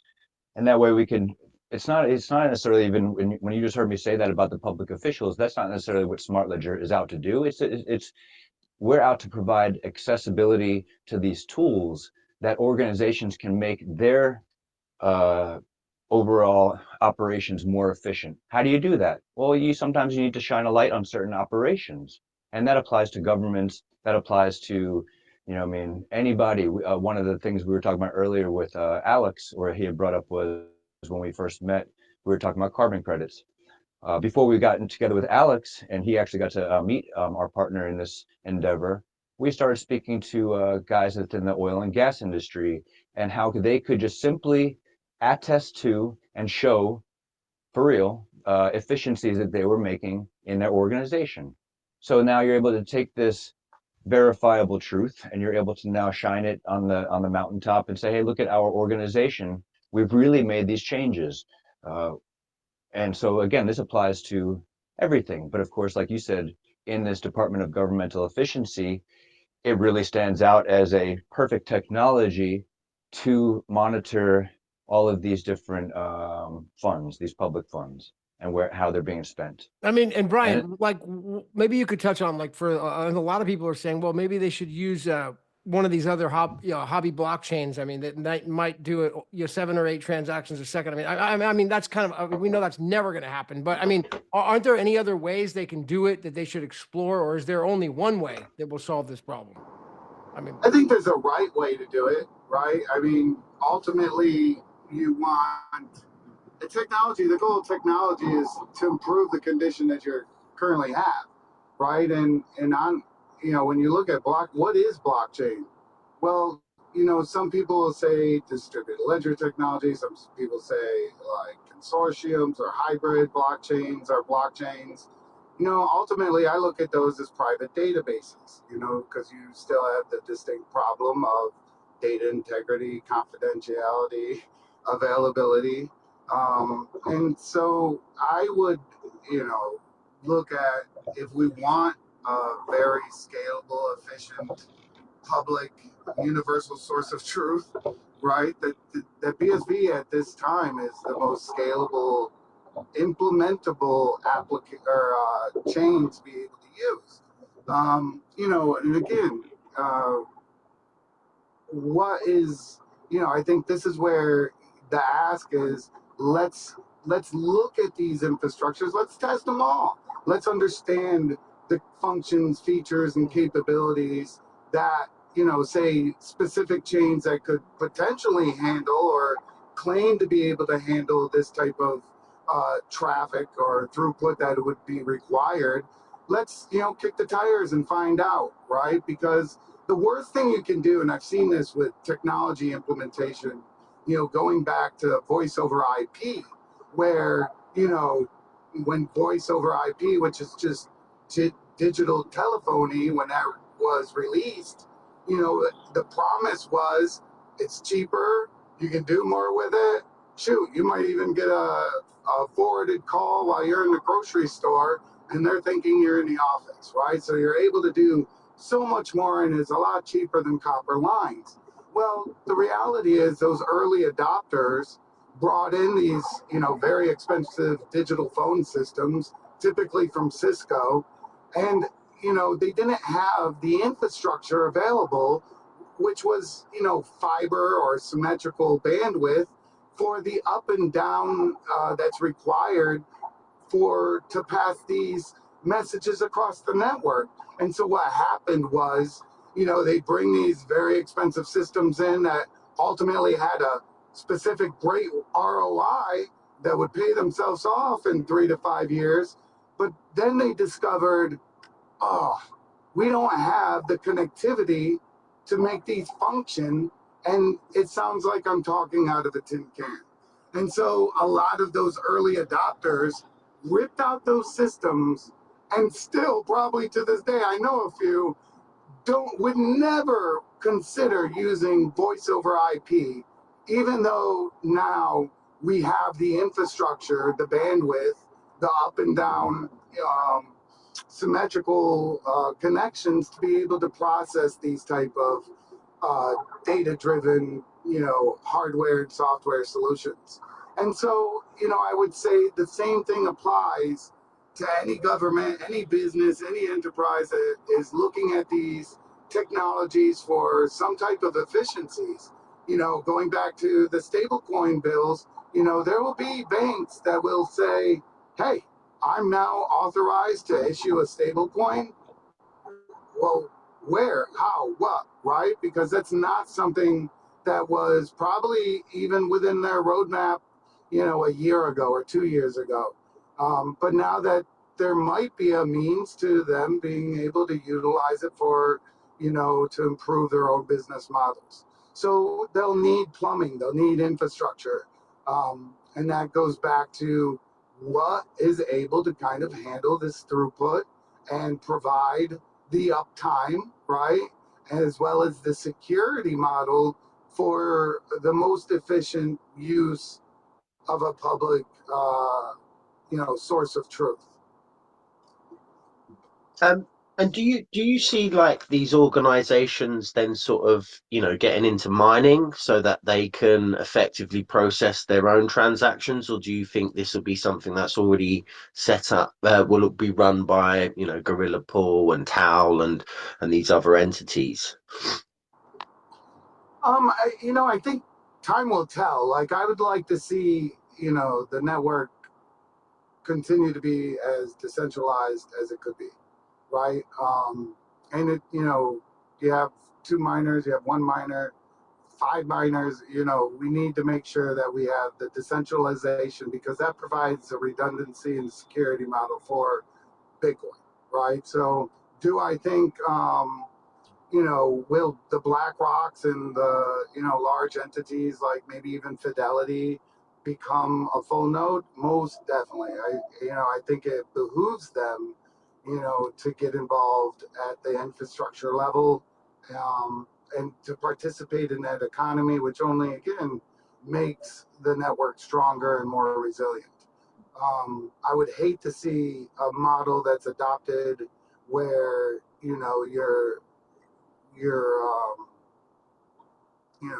where a lot of these independent miners are kicked out, or there's some other type of consensus mechanism where you're not familiar with who's even, processing this data. I'm really, and I have always implored, a public proof of work permissionless blockchain for us to build on, and for the security model that it provides. Well, if I could chime in also, I think, that was one of the questions that came up during our demo day this past couple of days. And, for me, it's we're looking at the white paper as this will end in data centers that will be processed by very highly efficient operations. it's no need necessary for the government to run this. It's a beautifully set up situation for a commercial operation that still gives integrity to the data because of what Brian said. This proof of work model provides for an incentive mechanism that you're simply not going to win unless you provide a truthful record. And so, although the government certainly can, but it doesn't necessarily make any sense for them to try to specialize in something that is already something in the marketplace that is a specialization that organizations can and should compete with. But that way you're looking at not an old, outdated infrastructure that oftentimes happens with governments when they set something in place, but rather a competitive landscape that's always investing in further broadband and connectivity and more efficient mining rigs. And so that way you'll start to see these businesses emerge. And I think that certainly the work that Brian and Sean, Alex are doing within the VA, and all of us to educate, it helps to dispel some of these things. And you're able to see maybe some of the separation of concerns that blockchain allows for your overlay networks that specialize in particular applications and industries. But so that was kind of how I discussed it when we were having the demo day. Is government's not necessarily supposed to specialize in something that is a wonderfully already set up situation that the government can benefit from. Certainly they can, maybe they have use cases for certain virgin coins, so to speak. But I think that there's much more healthier ecosystem and stronger integrity when it is left up to the marketplace to compete. It's really a neat situation with the way it's been set up, Bitcoin. Yeah, I couldn't agree anymore, right? And I think that's where some of my policy work has focused in upstate New York, right? Where you've seen 2 years ago they passed a moratorium on proof of work. They were supposed to advocate for a study to look at the, sustainability of these technologies. I've worked very closely, advocating to the governor's office, working with various members of their teams and departments to try to, really get them to look at, understanding the energy efficiency and sustainability via throughput through scalable, blockchain technologies, and not just looking at it from the BTC perspective, where a lot of the tools, a lot of the information, a lot of the thought leadership for many years has been pushed out from that camp, right? So it really takes a lot of effort to re-educate and provide substantive concepts for them to understand. And I'll give you two examples. The faulted blockchain trilemma concept, which led to the majority of these cryptocurrencies and blockchains from popping up because of a faulted idea or concept that you can't have decentralization, scaling, and security, whereas decentralization is actually a subcomponent of security. So when you really think about going back to the misunderstanding and trying to get them to say, well, wait a minute, we've always had this technology, it could always scale, it could always provide this level, and that's exactly what Satoshi had said early on. And so we're seeing it come to full circle, full fruition. I think there's huge opportunities for looking at this technology as just as Satoshi originally did, as the fusion of data and finance, bit and coin. Yeah, that's beautiful, Brian. Let's go over to Mitch. He's got his hand up. First time having you on X, Mitch. How you doing, bro? Hey, how's it going, everyone? Yeah, this is my first time on an XSpace in quite some time, so happy to chime in. I picked up a little bit of the end of this conversation about, sounded like we were maybe talking about government involvement in mining, and and full node applications. And I just wanted to chime in with my kind of viewpoints on this from my perspective, and I sort of outline this in the Grid on the Edge report. If you guys have had a chance to read it, the full nodes, in my opinion, will end up as a sort of quasi utility company, because they will be, their only way to make money is if they are offering their users a resilient way to transact both on the electric grid. You need electricity to transact on Bitcoin, number one, but you also need connectivity in terms of communication, so telecommunications infrastructure. So these utilities can only make money if you have reliable internet and electricity. And because of the way that proof of work operates and the flexibility of hash power, you can utilize hash power as sort of a spring on the supply and demand teeter totter that exists. And so, as far as government involvement in that situation, I think that there is actually a need for military hardening on those particular full nodes that is a deterrent, because if the electric grid is going to be operating on top of Bitcoin, you have to have resilient nodes, and I'm talking highly resilient. I'm not talking about a microgrid in the woods. I'm talking about, NORAD, where they buried it in a mountain with springs supporting the servers so that it can get hit by a nuclear strike. That's the kind of hardening I'm talking about, and that doesn't really happen in the private industry. It happens through military contracts and through the government. That doesn't mean that it's not competitive. It just means that we're gonna need more we're gonna need more firepower to actually get this thing hardened, so that our physical infrastructure is protected um, from the top down, but still competitive in its nature, so that it's always getting better, more reliable, and more resilient. Wow. Thanks, Mitch. Badass, dude. I love it, man. Yeah, the hardening of the infrastructure is definitely something key. So did you want to chime in at all, Satoshi, as well, or anybody else want to respond to Mitch? I'll just applaud Mitch's, intellect and insight. I think that he speaks in a very good way. I think that, a quasi relationship between, right? We see sometimes your government working together with the private sector in the beginnings of the creation of the internet and the beginnings of the creations, right, of some of these things, university involvement. But I love exactly what he's saying. We certainly need hardening of data infrastructure always. Go ahead, Brian.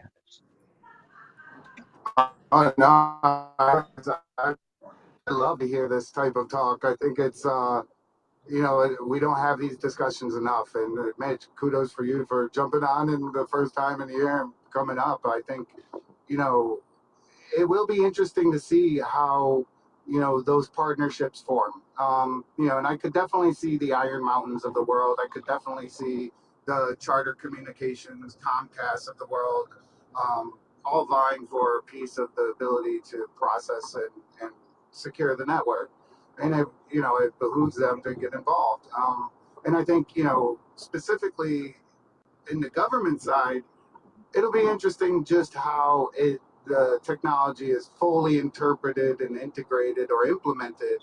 I'll go back to my original thought, which was, I would like to see this technology implemented at the TCP/IP infrastructure level as a communication layer for the security and hardening of these networks. And I would like to see, not, just Cerdash, but other applications that we've been, working on as well, whether it's ours or just overall, that these applications for the 30 or 28% of information security issues that exist, that I feel that, Bitcoin solves. And then we just have to chip away at the educative and find incentivization for the issue of people making problems. So, no, that was spot on, Mitch. Yeah, I think. Oh yeah. It's pretty interesting, and that's exactly where I'm going with trying to get this thing at the base level of the internet as an authentication layer for peer-to-peer transactions, which is so critical because obviously I work in electric grid resilience primarily, and a resilient grid is a distributed grid. But the reality is that a distributed grid has to be coordinated on the market level. So you have to be communicating and transacting, but the actual monetary systems, the communication systems and the transaction systems aren't resilient in and of themselves, and they aren't peer to peer. So you can't actually aggregate and coordinate, a battery and a solar array, or 10,000 batteries, for that matter, and operate them in this sort of fashion.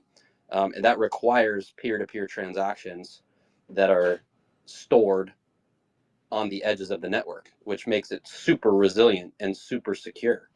And then you add something in like CertaHash, and you've got an impenetrable system that exactly when something happened to the second, and that's uncrackable, and that's what deters situations and creates national security. And I can give you an update on where we're at with that. We've actually been educating a lot of people at the Blockchain Academy in the electric grid resilience space, as well as the nominee for CISA, which is the Cyber and Infrastructure Security Director. So her name is Maria, and we had her on the course. She's up to date on BSV and blockchain potential, as well as CertaHash technology.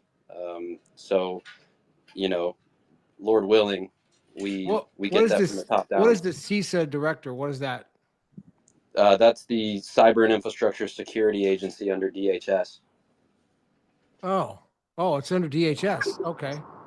Yeah. I didn't. Yeah, we've had a couple meetings with DHS, and I think that at first it really took a lot to get them to sort of understand the infrastructure. But Mitch, I can't thank you enough for going above and beyond, and that's exactly what I was saying earlier, that we need more people to reach out to their networks and share the new capabilities, next gen infrastructure. But going back to one thing you said that like super excites me as well is, the microgrids is a real opportunity just due to the loss of energy. I think, we lose 20% of the energy that we're shooting from from one area to another, just on the lines alone. So if we can create this, resilient microgrid infrastructure and have, one neighbor offering energy to another neighbor if needed, or for whatever cause, then it really starts to change the dynamics. And whether it's peer to peer via human to human or machine to machine, we like to think that whether it's the device that we can secure and the network that's secure, that provides exactly what you're saying, that end to end, no man in the middle, you know, ex, express level, communication network layer. So I'd love to work, more closely with you on any of these efforts. So feel free to, please reach out to me. I'd love to, empower you, and we're always looking for great people to work with, solve other problems, because if you understand this level of these problems, then there's a whole bunch of other stuff that we can solve. And whether that's through that smart launch program, or whether we're just providing the information access and expertise, which we sort of pride ourselves to empower anybody to take what we've learned, take what we've done, and grow it and build it, because it takes an army to really do this. And Mitch, I don't want to just run right past that testimonial. You said, who is this person that you said took the course? Her name is Maria Sumnick. She's been nominated to be the director of CISA. Yeah, she's her resume is unbelievable. If you look into her, she's been working on supercomputers since the 90s, and we've got a lot of people with high level positions and advisory roles in the current administration that um, are well educated on this technology and understand its capabilities, and are also privy to the strategic you know distractions that have been put in place around it. So things are moving in the right direction. Is all I really came on here to say, and that's where I'll leave it. I do got to take off, but it was good to talk to everyone. Scott. Thanks, Mitch. Thank you, Mitch. Scott, you looks like you wanted to chime in. Yeah, just thank you to Mitch for all that information. That was great. There was two other things really. Was before we go on about the smart launch, which I just have to congratulate you guys on that, because I think that is absolutely outstanding what you're offering people there, and I'd really like to sort of leave that as not the last talking point, but one of the last talking points, just so the information for budding entrepreneurs is still fresh in their mind. But one of the things I was going to say before that was we've talked about CertiHash an awful lot because of what the value it can provide to these different people. But I see you have quite a few other products. You've got like Ticket Mint, CertiHash, E2, Proof of ESG, Sub-Zero, Interchange, Canatrack, Rare Generations. You was obviously talking about Alex's agriculture, weather business as well. I'm just wondering, sort of like, as a company, what do some of these other products that you provide, what problems are they solving? Because we've talked a lot about sort of government and security, but I'm just wondering about what is Sub-Zero, for example, or Canatrack. What are some of these other ones? Sure, I'll take that, and then certainly let Brian add on whatever he likes. Well, I'll just go down some of the list. Canatrack, as an example, it's the abilities for people within the cannabis supply chain to provide attestation to their parts within the supply chain. Everything from growers can register and say that this is a lot of cannabis that they're submitting to a laboratory. Then the laboratory could attest to the certificate of analysis, put it on chain, and then provide a QR code to for folks to be able to put onto their products, right? In that way, when a consumer goes to the store and they're purchasing a product, they could scan the QR code and see what actually this particular product is made from. And so it's essentially just a supply chain within the cannabis industry verification, right? Giving people more insights, more accountability, more traceability. Web3 CO2 was one that we worked together with the BSV Association to provide just insights into the industry or into organizations who are looking to get involved in blockchain technology and have answers for how much impact their particular operations are going to have when it comes to CO2 production, and comparing the blockchains and comparing and showing, let's say, what other people are promoting as more efficient, quote unquote, or more greener solutions. I'm sorry, somebody just knocked on my door. But hush, hush, hush. But just providing, again, and I'll really just cut it short in saying that the majority of these applications are about the same thing over and over again, which is being able to show identity in some capacity, and then being able to show some attestation or affirmation of something that's happening, and then being able to make some kind of monetization or some kind of benefit after the fact with that data.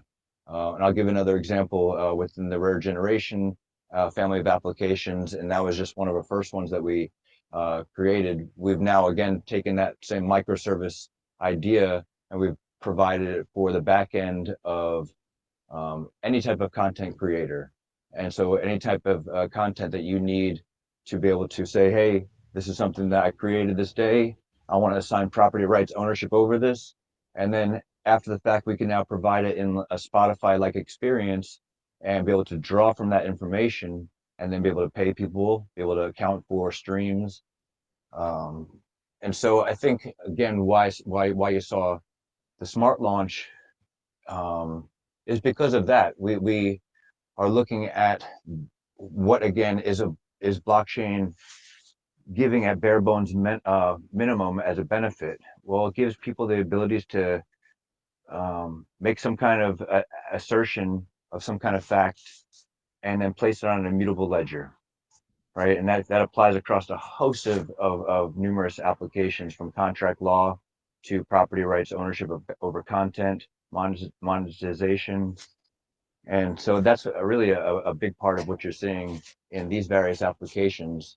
But that's where Smart Launch came from, is we saw, okay, we have all these microservices that are able to do these same things in a numerous amount of capabilities in different industries.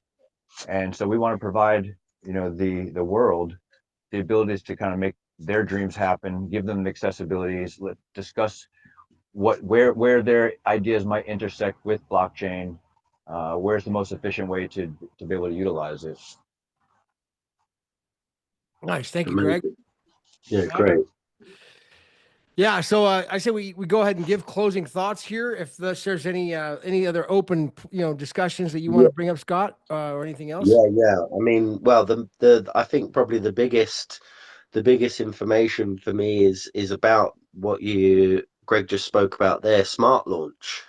Because I myself I've got about 40 or 50 different ideas for BSV businesses. I approached you guys with one of them and put my application through, but I'd just love to know exactly what it is, a little bit more sort of in-depth details about it. What is the sort of the ownership rights between the two, your company and the person who's setting up or wants to set up an app, or what processes do you go through to sort of, is it, hey, we'll build this for you for free, or is it like, we're gonna mentor you and we want to see this be a success and take our piece as much as you want it to be a success? Because I think what you're doing there is absolutely astounding, and I think it's such an energy drive for anybody in the industry, in the community, that feels like, oh well, I can't code, I'm not that technical, but I'm a great businessman, or I'm a great salesman, or I'd love you to sort of go in depth with that for me, if you could. Sure. Yeah, I'll let.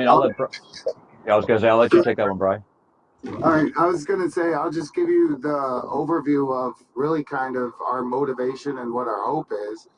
Our motivation is really just to remove the biggest barrier that we've seen, which is information access and some of the expertise to provide scalable solutions on BSV.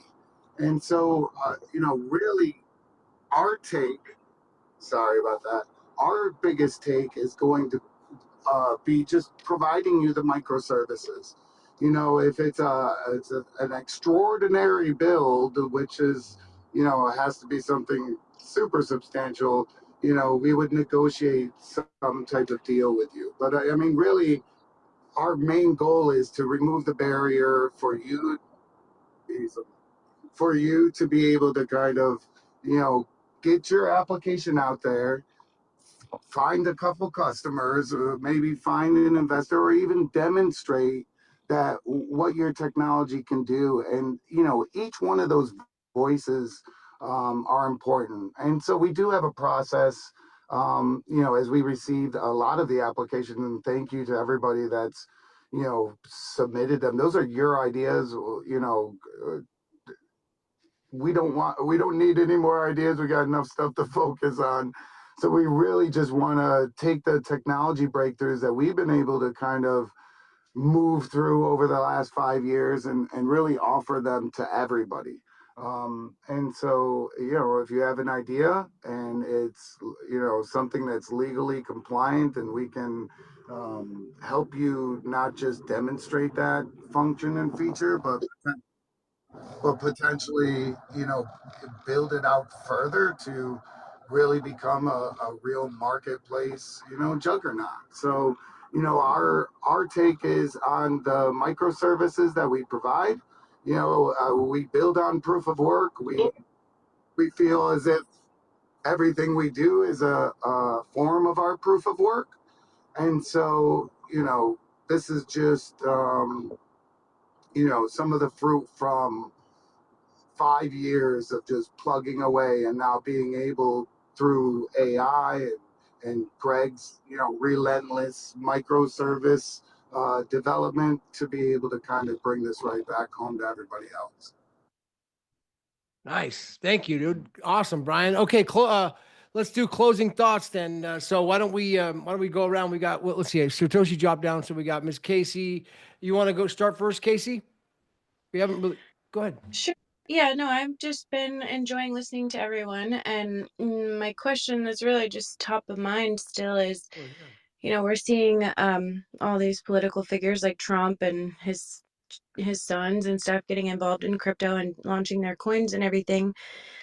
And I know it's, more of a distraction, but if these leaders are aligning with the wrong people like Michael Saylor and crypto crime cartel people, how does that potentially damage more legitimate blockchain adoption? That's a really fair question. And, I'll just say real quickly that, I've read a lot on crypto Twitter, or crypto X, whatever you want to call it now. And, a lot of what I've seen is just really bullshit, really, to be quite frank. So I want to take everything as, a reality. I think that the signals that we can look towards that, really give me hope, is that there's a broader understanding, of this technology on the government level. I mean, you don't have to just take my word for it. You heard Mitch today as well. I mean, this is something that they know they have to get right, that, the national security relies on. And it's not, this is a serious undertaking by them. So I would say, while there's all sorts of stories, people positioning themselves, there's all sorts of opportunity, and that's just the nature of politics in general.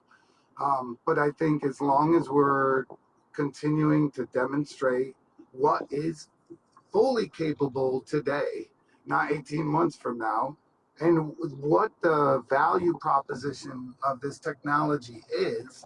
And it can't just be myself, it can't just be Alex, it can't be just the BSVA or Greg or anybody else. It has to be all of us to really kind of tap in, educate, write some X articles, write, post on LinkedIn, introduce, your network to one another, whether it's, to SmartLedger, Mint Blue, whomever, right? But like, it really takes all of us at this time to capitalize on the movement that we're seeing.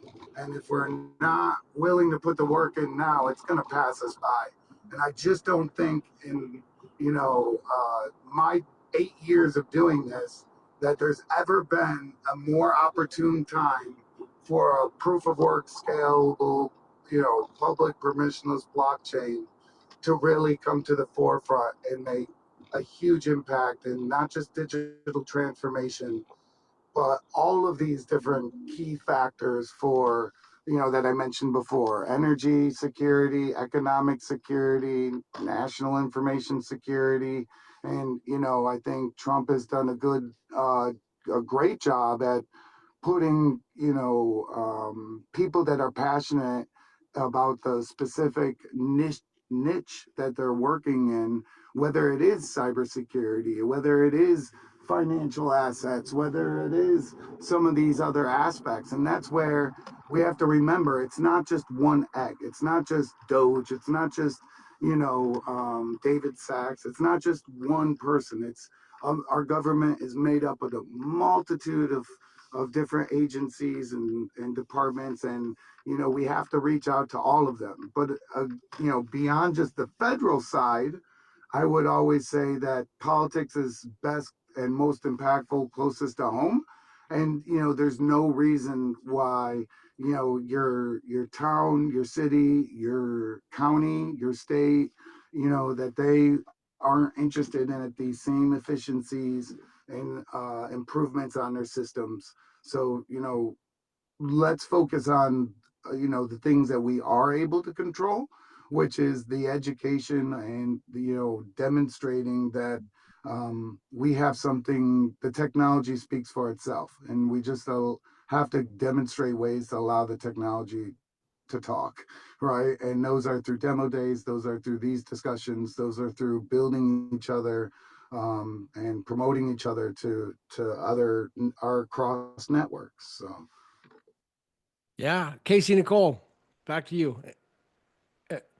Well, just thank you for answering my question. I just am really curious to see how this is all going to play out, because obviously, the tokens that he launched and everything were just a huge scam. And I've even heard that some of them infringed on Craig's patents and things like that. So just curious how the general public is going to, respond when that all comes to light more, and how it will affect more serious regulations and things like that towards blockchain adoption for these real world solutions we've been talking about here today. So yeah, thank you well, for. one brief thing about that specifically is, I think it was just 2 days ago or a day ago, the way that primarily what they're looking at meme coins and NFTs is that they said that the majority of these things, if not most of them, are collectibles.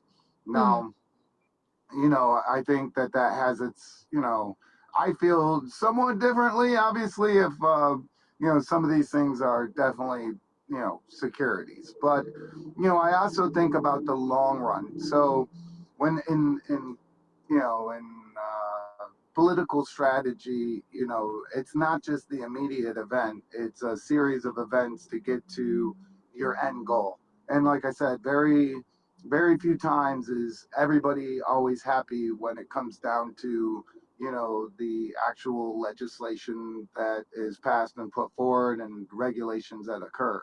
And I think this is no different than anything else, that not everybody is going to be happy. There might be some really unhappy people, based upon how the compliances work out for even just the stable coins, and that could have a significant effect on the market, and ultimately whether anybody is bothering making meme coins in the future, right? So I think ultimately we have to just, like you said, see how it plays out, but look for the it, opportunities to it just demonstrate the technology. it just really seems like the worst of the worst people are the ones advising. So I'm super grateful for everything you're to bring the truth to these conversations, because Well, God knows what he's being told, and these and leaders are really being told. I mean, I would say also, just on that point, Casey, like that, anybody, so not anybody, but most anybody who's got money can get into Mar-a-Lago as a donor.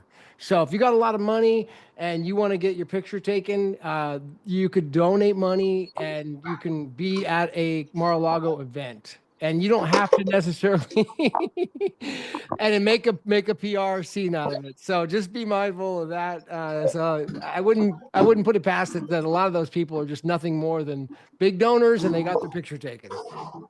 Yeah.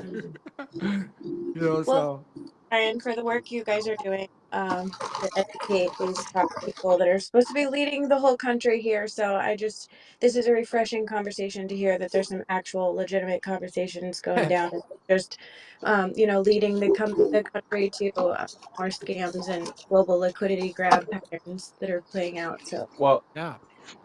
no, Casey, just to also point out, I think that first of all, thank you for your comments, and I think that everyone in the BA and everyone, I mean, I'll say it again, all the guys on the technical side, Siggy and Dagan, and these guys who are working on some fantastic technology that is allowing these 1.5 million transactions per second.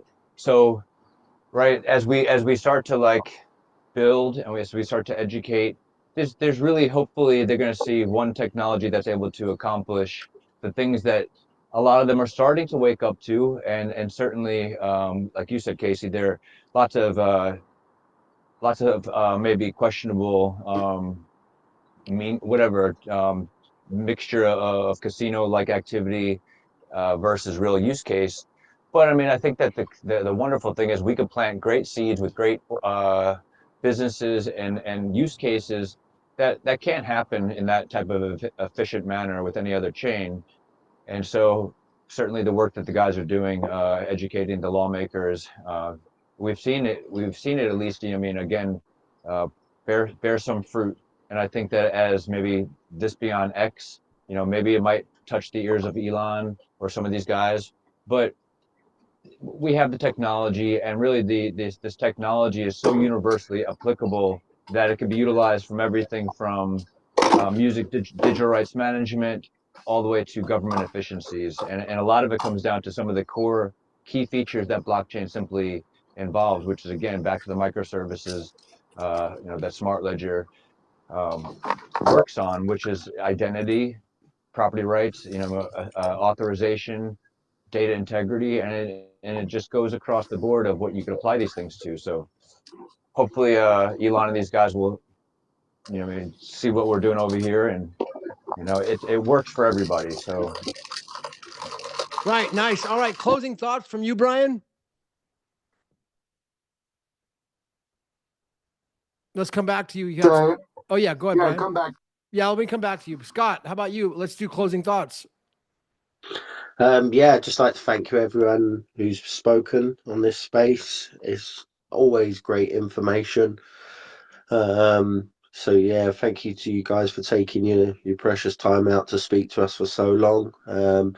Also just like to reiterate, anybody who does have any ideas or businesses or anything like that, there is we can put the link up in the nest for you guys to approach Smart Ledger and see if it's viable. And yeah, just keep doing what we're doing, guys. Keep pushing the message out. Reach out to your personal networks. If everybody knows somebody, and just sort of, rather than being that crypto bro of, hey guys, you should buy BSV, it's going to moon. Be like, hey guys, have you thought of using BSV for your distribution operation or your logistics operation, or just to save fees on customers purchasing things, and sort of you as a company putting that back into fiat at a later time, or continuing to store it in as BSV. Just find all these avenues, keep speaking to people about it, and yeah, let's keep doing what we're doing. Nice. Yeah. Thank you, Scott, for helping to set this up, and really, really your great insight here on this whole thing, man. I really, really appreciate it. And thank you, Casey, for helping to assist and get this, basically make it happen, and putting it all together. And Greg and Brian and Alexander, thank you for coming in up to the stage, and everybody else, thanks for coming and listening. So, why don't we go to you for closing thoughts, Brian, and then we'll shut it down. No, Gavin, I can't thank you enough for hosting the space, and Casey for chasing after me. I know I'm not the easiest person to get a hold of. It's we're at full swing here. We're firing on all cylinders. We definitely need the community's help. Whether it's putting your own idea, let us help us by helping you, right? Or just putting as many eyes on any of the messaging, any of the content, any of the efforts. Just because you don't know who that one person who may see that and has the budget, authority, and timeline to implement a digital transformation that utilizes BSV blockchain. So thank you again for providing another quality space to allow this train of thought and vibration to go out, and hopefully it will vibrate back positively. Yeah, absolutely. All right. Thank you, everybody. We appreciate it. Hit the ones, share this space. I like it. Leave a comment, and we'll see you at the top next time.